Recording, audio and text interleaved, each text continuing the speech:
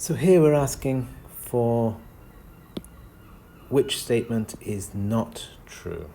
So which of these is false? So the first question is about a clipping circuit. And remember we said a clipping circuit is a circuit which takes a waveform and then does something that removes the top or the bottom part of the signal. So does that affect the shape of the spectrum? Yes, the shape will absolutely change. So the first statement cannot be, the first statement is true, so it can't be the answer.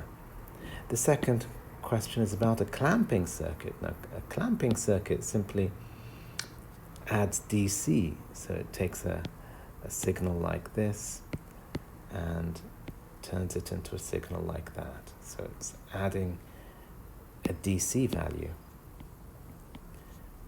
So it's adding DC, and DC is the component at 0 hertz. So that is true. That's exactly what a clamping circuit does, and that's the effect it has on the spectrum.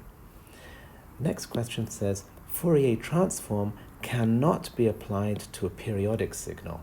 Now we know that periodic signals are what we use the Fourier series for.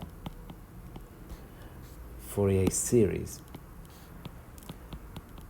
And we use the Fourier transform for non-periodic signals. But we can also use them for periodic signals. So it's not true that we cannot use the Fourier transform for periodic signals. So the Fourier transform is equally applicable to periodic and non-periodic signals. So any signal, any continuous time signal can be analyzed using the Fourier transform. So this is false, this is an incorrect statement, and therefore this is the correct answer to this question.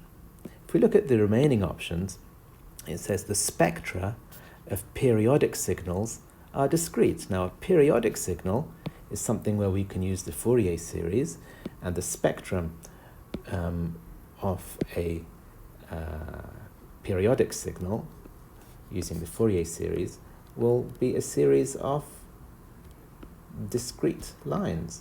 So these are your frequencies. You have 0, f0, 2f0, 3f0, and that, by its very nature, is discrete. So it's correct, or it's true. So therefore, it's not suitable as an answer. The spectrum of a DC signal is a single impulse at 0 hertz. Now, we know that's true. We know that the A0 component, A0, is at 0 hertz, and that is the DC value, so that's correct. And therefore, the answer is the one indicated. The Fourier transform cannot be applied to a periodic signal. That is false.